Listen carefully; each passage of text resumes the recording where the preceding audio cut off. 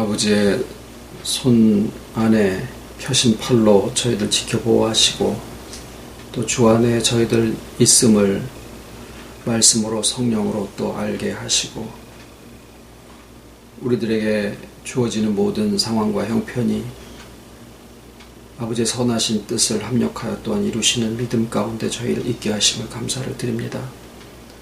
오늘하고 일컫는 날 동안에 아버지의 생명을 또한 저희들이 맛보고 그 안에서 또 누리며 살아갈 수 있는 가장 큰 축복 가운데 세우셨사오니 저희들의 인격이 회복이 되고 저희들의 온 삶이 주 안에서 아버지의 보시기에 좋았더라로 온 사람들 앞에도 빛과 소금이 될 수 있는 가장 큰 축복 가운데 세우셨사온데 정말 저희들의 삶이 또한 주의 발자취와 같이 모든 것을 본래와 같이 처음과 같이 회복할 수 있는 구속의 그런 발걸음들이 다 될 수 있도록 저희들의 행하는 모든 일들이 될 수 있도록 지혜와 명철을 더하시고 이 시간에도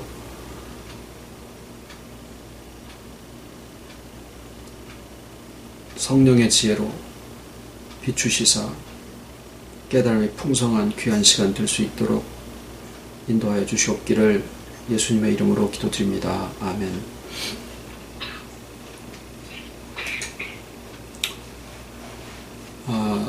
오늘은 세례와 성찬에 대한 말씀을 나누겠습니다.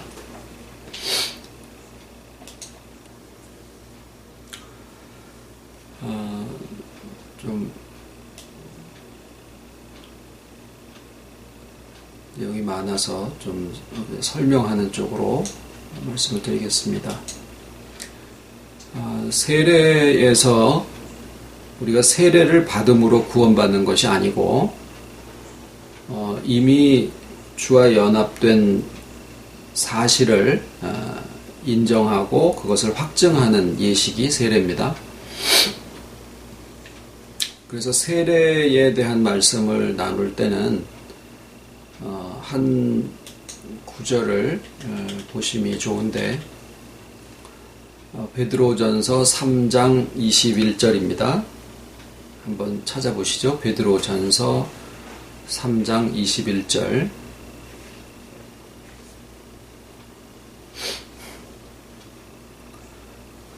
봉독해 드리겠습니다. 물은 예수 그리스도의 부활하심으로 말미암아 이제 너희를 구원하는 편이 곧 세례라. 육체의 더러운 것을 제하여 버림이 아니요 오직 선한 양심이 하나님을 향하여 찾아가는 것이라 라고 되어 있습니다.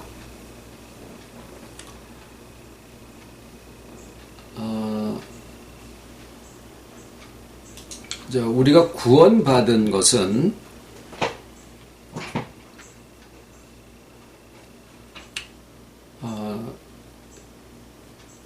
첫째 부활에 참여한 것이고, 그러니까 예수 그리스도의 죽으심에 우리가 동참한다라는 표현이 있지만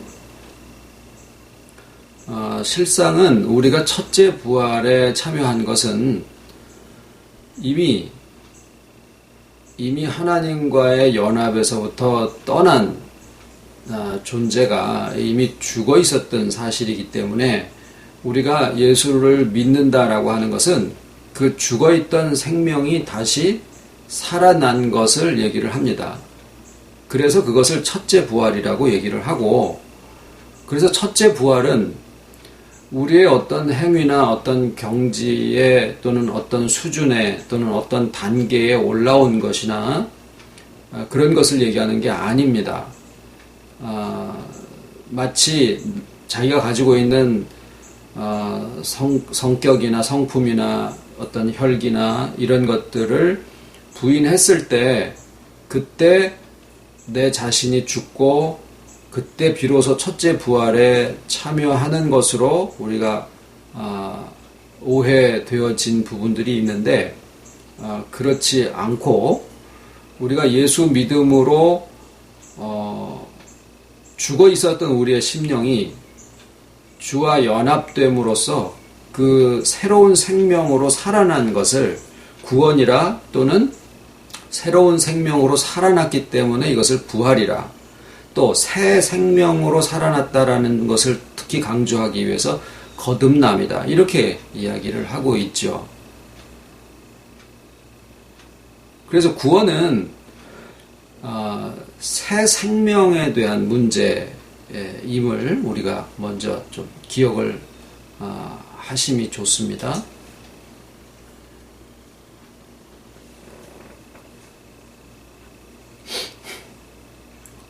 그래서 지금 베드로전 3장에 보시면 물은 예수 그리스도의 부활하심으로 말미암아 구원을 하는 표다라고 구원을 부활과 연결시키고 있다라는 사실입니다. 우리는 흔히 구원받은 것을 예수님의 죽으심에 연관을 시켜서 많이 배워왔던 것이 사실이거든요. 그런데 여기에 분명하게 구원받는 것은 예수 그리스도의 부활하심으로, 그러니까 부활하신 사건이 우리를 구원하신 것이 아니고, 부활하셨으면 그 부활하신 그분, 부활하셔서 살아계시고 모든 제한을 다 철폐하시고 사람이시면서 하나님과 같고 하나님이시면서 사람의 영혼을 가지고 계신 그 부활하신 예수 그리스도 그 인격 자체와 우리가 연합함으로써 우리가 새로운 생명을 부여받고 또 첫째 부활에 참여하게 된 그것을 우리가 구원받았다라고 이야기를 합니다. 그래서 구원의 시점과 거듭남의 시점과 첫째 부활에 참여한 시점은 다 같다라는 사실입니다. 세례는 그 구원받은 사실을 본인이 인정을 하고 또 그것을 자신의 나의 삶에 그것이 이루어져 있다라고 하는 것을 확증하는 하나의 예식입니다. 그런데 이제 여기에 표현하신 부분을 보면 육체의 더러운 것을 제하여 버림이 아니요 오직 선한 양심이 하나님을 향하여 찾아가는 것이라. 그러면은 선한 양심이 하나님을 향하여 찾아가는 것이 한 번만 찾아가고 말 것이냐? 그렇지 않죠. 끊임없이 하나님을 향하여 선한 양심이 찾아가게 되죠. 그래서 혹자는 이것을 우리의 중생이 한 번이 아니고 지속적으로 계속 반복이 되어지는 것이다 라고 이야기를 하는 사람들이 있는데, 그것은 구원과 또 성화라고 하는 것을 구별을 못하기 때문에 그런 표현을 쓴 거예요. 우리가 구원받은 것은 한 번이지만 이 구원받은 것이 어떤 공로를 기억하거나 그것을 내가 이렇게 몸에다가 짊어지는 것이 아니고, 이것이 생명이라고 하는 사실을 우리가 염두에 둔다면, 우리가 한번 태어난 다음에 그 태어난 것으로 그냥 끝나는 게 아니라 그것이 생명이면은 어떻게 될까요? 자라난다라는 사실이죠.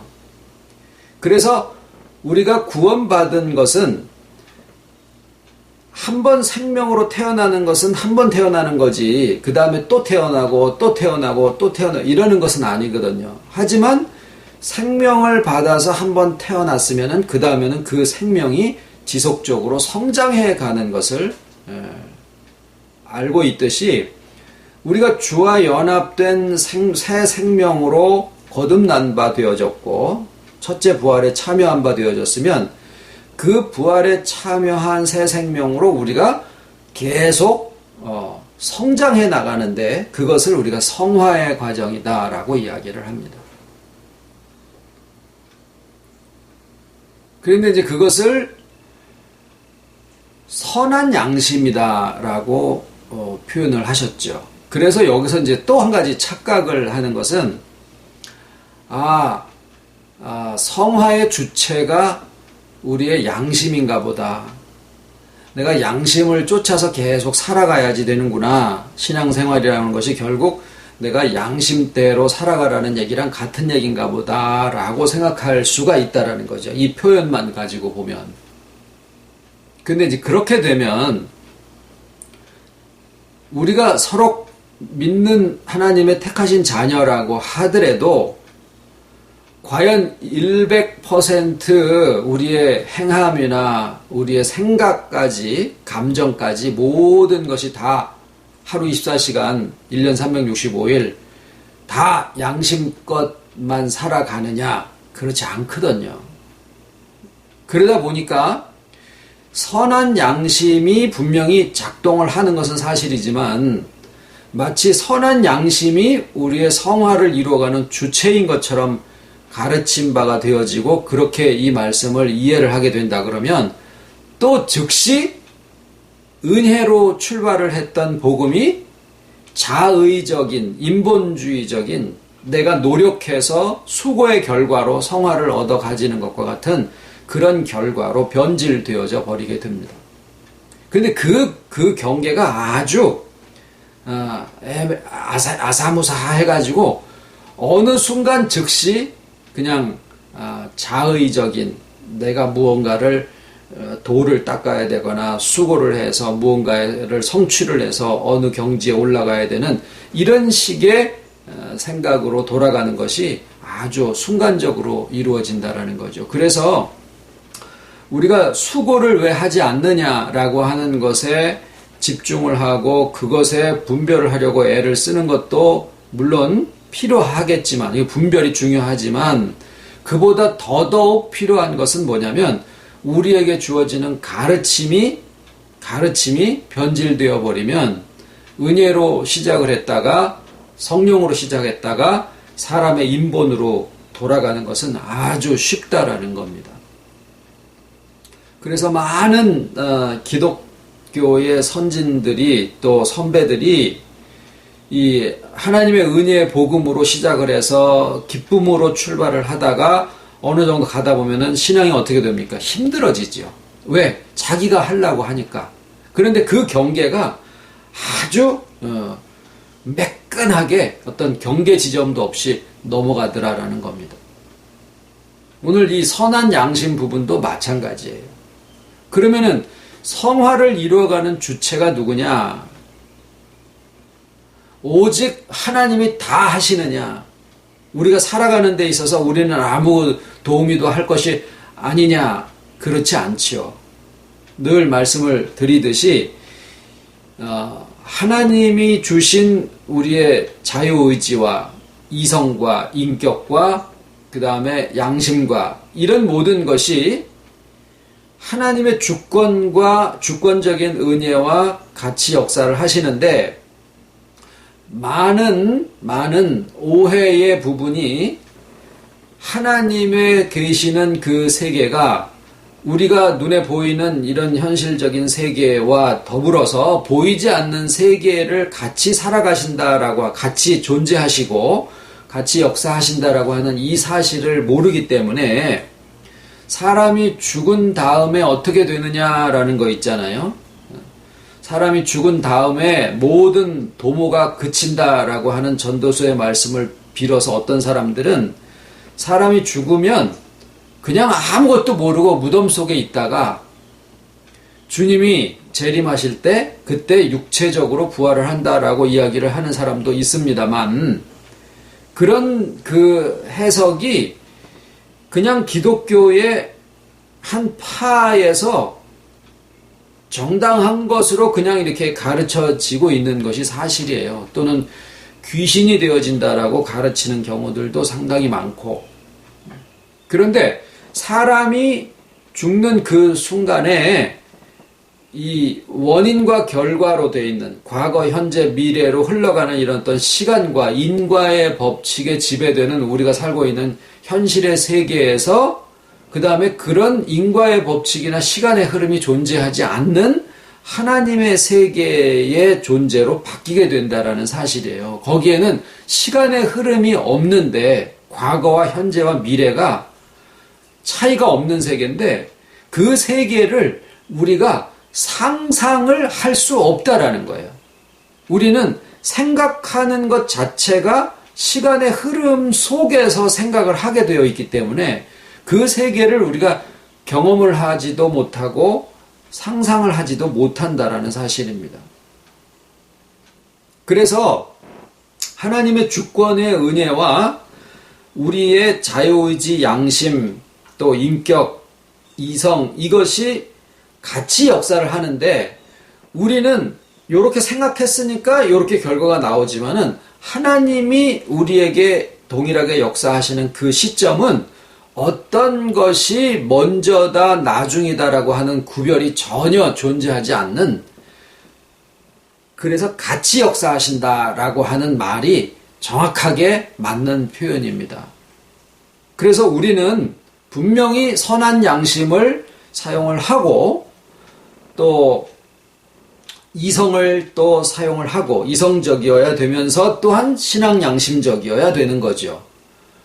이성이 생각할 때는 성육신이라고 하는 것처럼 비이성적인 것이 없어요. 이성적으로 생각할 때는 이 성육신이라고 하는 그 현상처럼 비이성적으로 들리는 게 없다고요. 왜냐하면은 하나님은 완전하신 분인데 인간의 육체와 인간의 인격은 불완전한 거거든요. 그러니까 이 두 존재가 하나로 한 인격으로 존재한다라는 것은 있으면서 없고 없으면서 있다라는 표현이나 마찬가지고, 완전하면서 불완전하고 불완전하면서 완전하다라는 말이 되지 않는, 논리가 성립되지 않는 그러한 현상이기 때문에 하나님의 은혜가 아닌 상태에서는 이성만 가지고는 성육신이라는 것을 논리적으로 이해해서 받아들여질 수 있는 것이 없다라는 거예요. 그래서 우리에게 주신 믿음은 은혜로 주어지는 것이다라는 거예요. 성령의 조명하심이 없이는 이것을 믿을 수 있는 자가 없다라는 겁니다. 그런데 믿음으로는 그것이 믿어지고 나면은 이해가 되어지는 것이 바로 성육신의 복음입니다. 그리고 그 믿음에는 믿음에 합당한 열매들이 따라 나옴으로써 믿는 자에게는 그 믿음의 증거들이 있게 되어 있는 거죠. 그런데 이제 아직도 여기에 선한 양심과 하나님의 주권적인 은혜의 이 역사가 같이 이루어진다라고 하는 사실을 말씀을 드렸는데, 그래도 여전히 조금 혼돈되어질 수 있는 그 표현이 아직 남아 있어요. 뭐냐면 선한 양심이 하나님을 향하여 찾아가는 것을 세례라고 하셨는데, 세례를 뭐 그 말 그대로 하면은 깨끗하게 함이다 이렇게 얘기가 되죠. 침례는 이렇게 물에 잠겼다가 나온다 이런 표현이고, 근데 세례는 깨끗하게 하신다라고 했을 때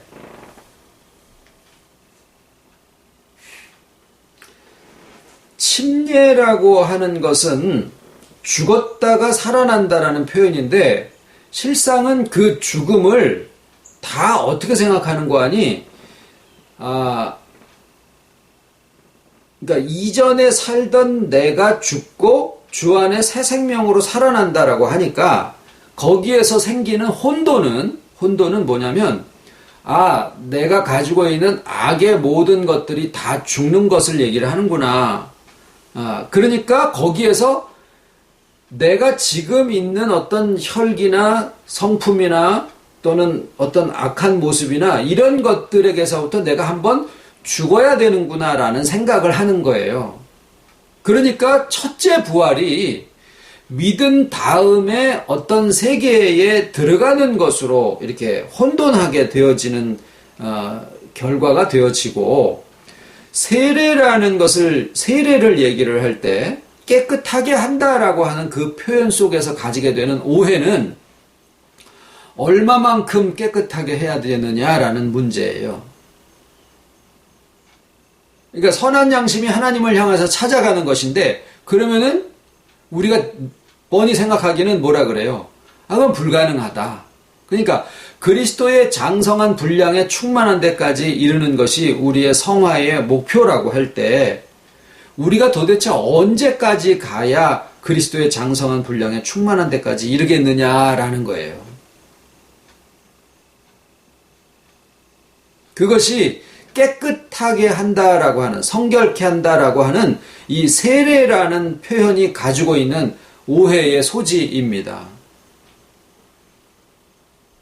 그래서 끊임없이 사람들이, 기독교인들이 자기 자신의 악한 생각을 뽑아내고 혈기라든가 욕심이라든가 미워하는 마음이라든가 이런 것들을 끊임없이 뽑아내는 것을 이것을 세례를 지속해가는 것이다 라고 생각을 하는 거죠.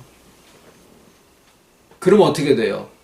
끝도 없이 가는 그런 하나의 짐처럼 생각이 되어진다라는 겁니다. 자, 여기에서 어떻게 이것을 우리가 이해를 하시는 것이 좋으냐면 청소하는 것을 생각을 해보시자 그 말입니다. 우리가 매일 청소를 하십니다. 뭐 적어도 일주일에 한 번은 하시겠죠. 근데 청소를 할 때 만약에 먼지를 하나도 없이 닦아내는 것으로 청소를 정의한다라고 하면 불가능합니다. 왜냐하면은 실상 모든 물건 자체가 다 먼지 덩어리거든요. 가만히 놔두면 다 먼지가 되어지는 게 이 세상에 있는 물질들이에요. 몸도 어저께 씻었는데 금방 또 때가 끼고, 그러니까 어떻게 보면은 때를 계속 생산해내는 거나 마찬가지예요. 먼지를 닦아도 먼지를 계속 생산해내는데 끝이 없지요.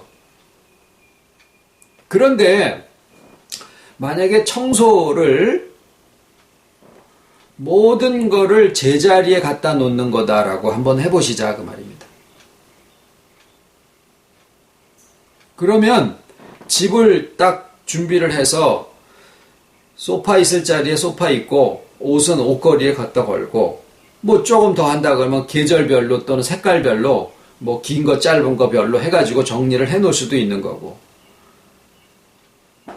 뭐 식기 같은 것은 다 보이지 않게 이렇게 찬장 안에다 다 집어넣고, 음식은 냉장고 안에 뭐 좀 쉽게 상할 것은 앞에다 두고 좀 오래 먹어도 되는 것은 뒤에다 두고, 이런 나름대로의 살림 9단까지는 안 되고 한 3단 정도만 돼도 그 정도들은 대충 이렇게 감이 잡히지 않습니까, 우리가? 그래서 그렇게 하나가 세팅이 딱 돼 있으면은 그 다음에는 그 자리에 그대로 갖다 놓는 것은요, 끝도 없는 무한한 과정이 아니다라는 거예요. 어느 정도 하면은 끝난다라는 거죠. 그러니까 우리가 선한 양심이 하나님을 향하여 찾아가는 것이다 라는 표현 속에 하는 오해와 착각은 우리가 하나님의 경지에 올라가야 되는 거로 생각할 때는 불가능이고 끝도 없는 과정이 되는데, 그 하나님의 계시는 곳이 문제다라는 거예요. 항상 문제가 시작이 하나님의 계시는 그 자리예요.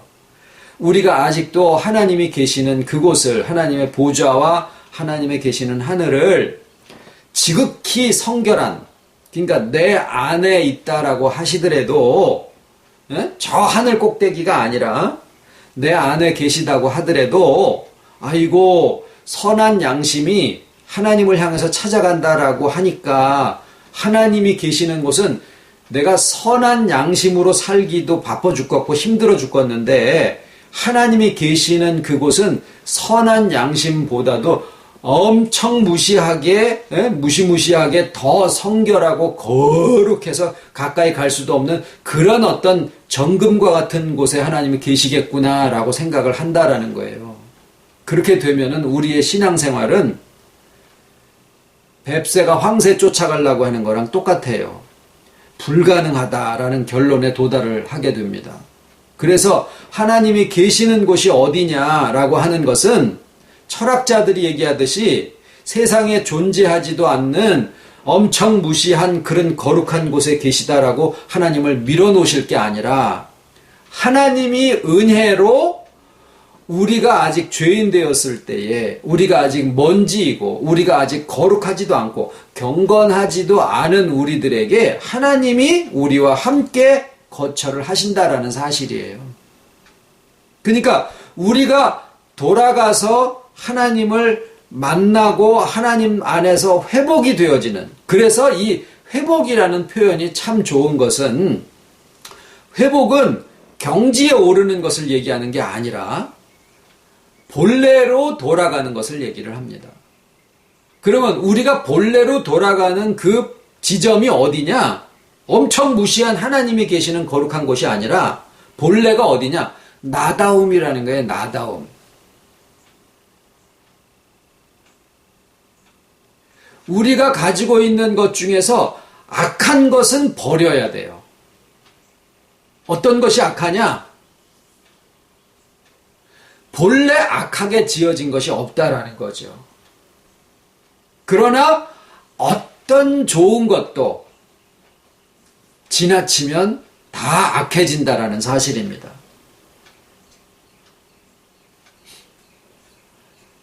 하나님과의 연합되었다라고 해서 우리가 전부 다 동일하게 2000년 전에 예수님의 인격으로 바뀌어지는 것이 아닙니다. 갑은 A라는 사람 자신다워지는 거고 B라는 사람은 B라는 사람 자신다워지는 거고 사과는 사과다워지는 거지 배다워지는 게 아니다라는 거죠. 저는 저다워지는 상태고 여러분은 여러분 각자 여러분 다워지는 거다라는 거예요. 거기에서 우리가 우리 자신을 근본적으로 용서할 수 있게 되고 근본적으로 내 자신다운 가운데서 모든 것이 자유로워질 수 있는 거예요. 내 자신을 떠나서 자유로워지는 게 아니라 그거는 연기처럼 아무것도 없어진다라는 얘기나 마찬가지. 불교에서 얘기하는 거나 마찬가지. 내가 무엇을 가져서도 안 되고 무엇을 누려서도 안 되고 무엇을 즐겨서도 안 되고 좋은 것을 보고 좋다고 하지도 못하고 그것이 하나님이 우리한테 주시는 연합의 어떤 최상치가 아니다라는 거예요. 하나님은 나에게 나의 삶을 주신 거고 오늘이라고 하는 날을 내 자신다움 속에서 살아가라고 하시는 거지 내일이 우리에게 의미가 없고 과거가 필요 없다라는 게 아니에요. 오늘을 주시는 것은 오늘하고 일컫는 날 동안에는 누가 있느냐면 나 자신이 있는 거거든요. 과거의 내가 아니고 미래의 불안도 아니다라는 거죠. 거기에 우리가 돌아가는 것. 그러니까 주와 연합됨으로써 우리가 회복의 길에 들어서고 주와 연합되어져서 충만해졌을 때 누가 되느냐 하면은 내 자신이 된다라는 거예요. 그리고 거기에 주님의 생명이 그것을 가능하게 한다라는 거죠. 언제 악하게 되어졌느냐?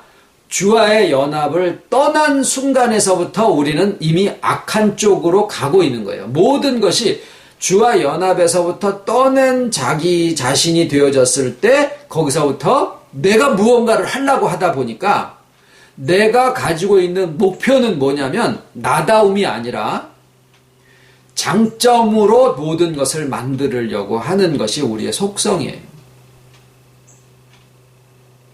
그래서 청소하는 것을 우리에게 세례에 대해서 적용을 한다라고 하면은 모든 것을 제자리에 놔둔다. 우리 다 잘 아시면서 그런 얘기 한 번씩 들어보셨죠? 어질러 놓는 손 따로 있고 치우는 손 따로 있냐? 그 치우는 손이 쓰레기는 쓰레기 자리에 놓고 책은 책장에 꽂고 음식 이렇게 다 하고 남은 것은 찬장에 집어넣고 냉장고에 집어넣고 옷은 옷 자리에 집어넣고 핸드폰이 냉장고 안에 들어가 있어도 안 되고 쓰레기가 뭐 식탁 위에 올라와 있어도 안 되고 그 정도는 우리가 안다라는 거예요.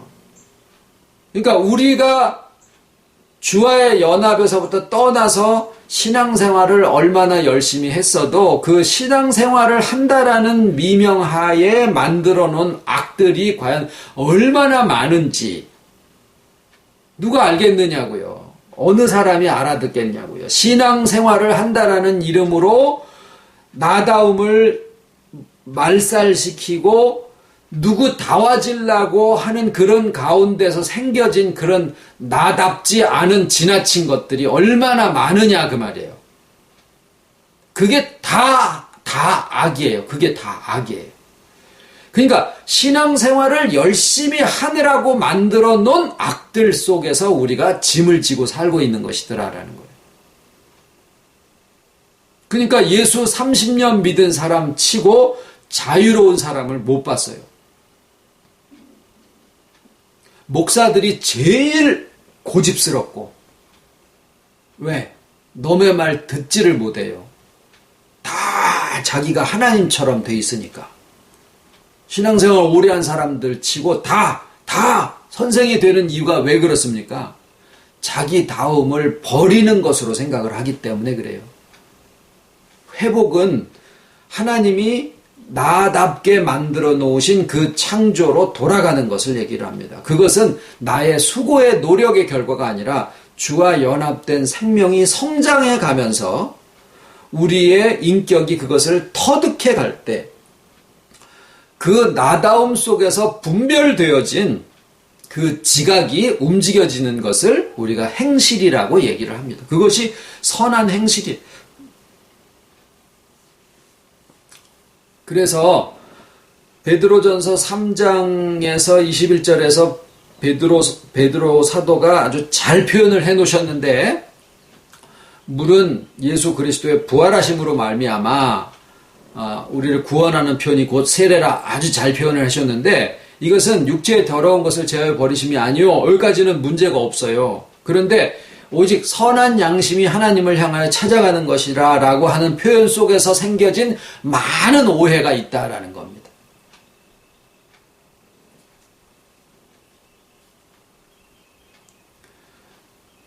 그 다음에 이제 두 번째의 성례는 성찬인데, 우리가 지난번에 모임을 가졌을 때 성찬 예식을 했습니다. 그런데 이제 때 되면 절기보다 이제 우리가 같이 모일 때 마다 이 성찬식을 하려고 생각을 합니다. 전에 이제 유아 세례는 드린 적이 있었고, 불신자가 예수 믿겠다고 우리 교회에 와서 이렇게 세례를 받게 된 경우가 아직 없었기 때문에 이제 세례는 없었지만은, 이 성찬은 표면적으로는 주의 죽으심에 참여하는 바입니다만, 예수님이 나의 살이라 이것을 먹어라라고 하실 때는 죽으심 앞에서만 말씀하신 거 아니라 요한복음 6장에 보시면은 바리새인들과의 대화, 그러니까 오병이어의 기적을 행하시고 나서 인자의 살을 먹고 인자의 피를 마시지 아니하면은 하는 그런 표현을 쓰실 때, 저거 어떻게 자기 살을 우리에게 주어서 먹게 할 거라는 그런 대화가 거기에 기록이 되어 있습니다. 그것은 죽으시는 그 상황을 놓고 하신 게 아니라 예수님이 살아서 사역을 하실 때도 예수님의 살을 너희가 먹어라라는 그런 표현을 하고 계시는 것은 예수님의 성육신 하신 그 육체를 말씀을 하신 거예요. 그리고 그것을 먹는다라고 하는 것은 그 성육신이 예수님의 그 존재, 예수님이라는 그 한 사람에게서만 이루어진 사실이 아니라 이 성육신이라고 하는 이 복음의 역사는 그 말씀을 듣고 성령의 조명하심으로 깨닫게 되는 우리들의 모든 인격 안에서도 다 이루어지는 현상이다. 그런 역사다라고 하는 사실이 그 내용 안에, 먹어라라고 하는 그런 표현 안에 들어가 있어요. 피를 마신다라고 하는 것은 예수님이 죽으심의 그 현장에서 피가 흘리는 것을 기억하라라는 뿐만이 아니라 모든 양이나 소나 짐승의 제사를 드릴 때 6월절 어린 양까지 포함을 해서 그 짐승의 모든 피를 항상 쏟는 것이 하나님과의 연합한 그 생명의 회복, 이것을 얘기를 하시는 거거든요. 그러니까 어떤 짐승이나 예수님의 육체의 생명까지라도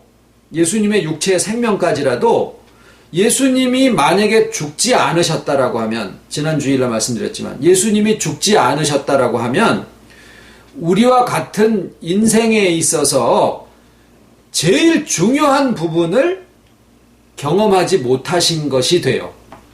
인생에 있어서 죽음만큼 중요한 사건이 어디 있습니까?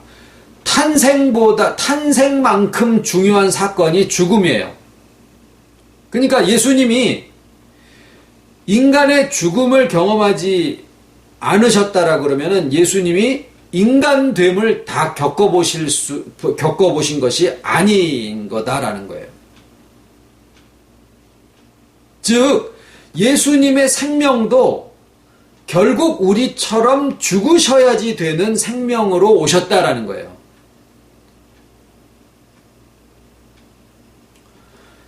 다시 말하면 우리들에게 연합이라고 하는 것은 부활하신 하나님으로서의 예수님, 부활하신 하나님으로서의 하나님과 같은 그러한 사람이 되신 그 예수님이 모든 제한을 철폐하시고, 그렇기 때문에 우리들 하나하나와 다 연합하실 수 있는 그분이 되신 그 예수님이 우리와 하나로 연합해 되실 때 우리가 비로소 하나님과 연합이 된 거지, 예수님이 어떤 큰 공로를 세워놓으셨다라고 해도 그것을 우리가 그러시구나라고 그것을 알고 있다라고 하는 것으로 우리가 하나님과의 연합이 되는 것이 아니다라는 거예요.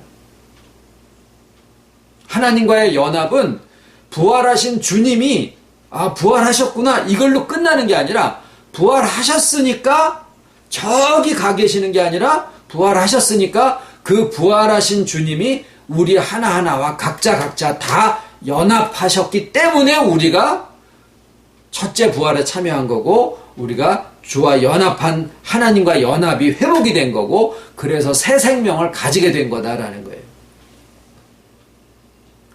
그것이 예수님의 피가 가지고 있는 생명의 의미예요. 그 다음에 성육신이 나에게까지 이렇게 역사가 이어졌다라는 그런 뜻인데, 먹는다라는 것은. 그런데 거기에 또 꼭 붙어있는 조건이 뭐냐면, 성찬식은 혼자 하지 말고 함께 모여있을 때 해라 라는 거예요. 너희가 모일 때 라고 말씀을 하셨어요. 왜냐? 이 성육신의 복음이 나에게서 끝나는 게 아니라 나에게서부터 다른 사람에게로 나간다라고 하니까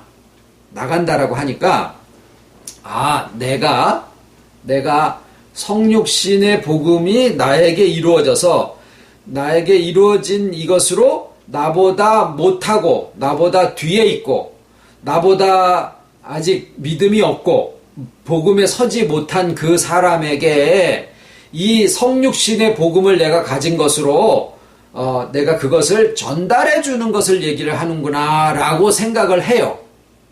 그러면은 성육신의 복음에 있어서 항상 내가 갑이 되고 나한테서 말씀을 받는 어떤 사람이 을이 되는 것으로 또 착각을 해요.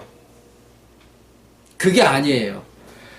물론 그런 세계도 있을 수 있지만, 내가 말씀을 먼저 받았다고 해서 내가 갑이 되고 나한테 말씀을 받은 사람이 을이 되는 게 아니라, 똑같이 하나님에게 예수님의 성육신의 복음을 전달받은 사람들끼리라도 모여서 서로 같이 발을 씻어주게 되어 있다는 거예요. 그러니까 이것은 복음의 선후나 복음의 갑을을 얘기하는 게 아니라, 같이 주의 연합 안에 있는 사람들이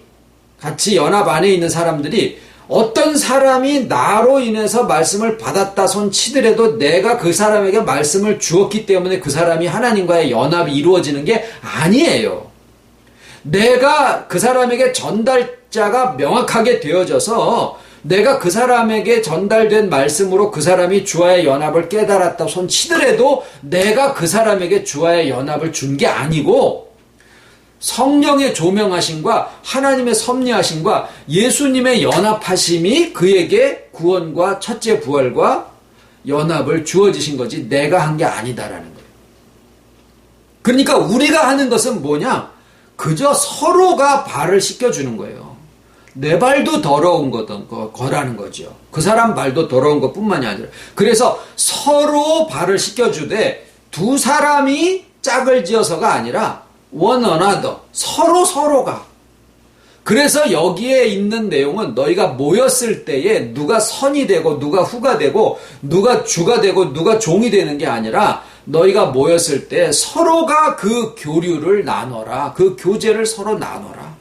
주 안에서의 교통함을 서로 나누어라. 그 뜻이 발을 씻겨주는 세족의 의미가 성찬의 본래적인 의미를 가장 잘 나타내고 있다라고 해서 세례 요한은 성찬의 그 뜻을 요한복음 6장에 넣고 실제로 예수님의 마지막 만찬에서는 성찬을 싹 빼고 세족의 과정을 거기에다가 대신 집어넣은 거예요. 예수님의 승천하신 주 70년경에 한 60년 지난 다음에 얼마나 그 안에 상고하고 또 묵상하고 또 목회 현장에서 적용하고 또 거기에서 증거를 찾고 그러는 가운데 사도 요한의 심령 속에서 성숙하고 무르익은 후에 기록된 것이 요한계시록이고 요한복음인 것을 우리가 생각을 해보면 이 요한복음에 기록된 세족과 성찬의 그 의미가 훨씬 더 풍성하게 우리에게 기록이 되어 있다는 사실을 우리가 생각을 해볼 수가 있죠. 그래서 성찬이 가지고 있는 의미의 이 세족식으로 나타내진 제일 중요한 부분은 뭐냐면 나눔이라는 거죠. 나눔에는 누가 주고 누가 종이다라는 이런 어떤 선후의 관계가 없이 서로가 나누게 되어 있는 약함도 나누고 또 주의 복음도 나누고 또 더러움도 서로 씻는 그런 것도 서로 나누고 하는 그 나눔의 의미가 성찬 안에 있다라는 사실입니다. 주기도문으로 마치겠습니다. 하늘에 계신 우리 아버지 이름이 거룩히 여김을 받으시오며 나라에 임하옵시며 뜻이 하늘에서 이룬 것 같이 땅에서도 이루어지이다. 오늘날 우리에게 일용할 양식을 주옵시고 우리가 우리에게 죄 지은 자를 사하여 준 것 같이 우리 죄를 사하여 주옵시고 우리를 시험에 들게 하지 마옵시고 다만 악에서 구하옵소서. 나라와 권세와 영광이 아버지께 영원히 있사옵나이다.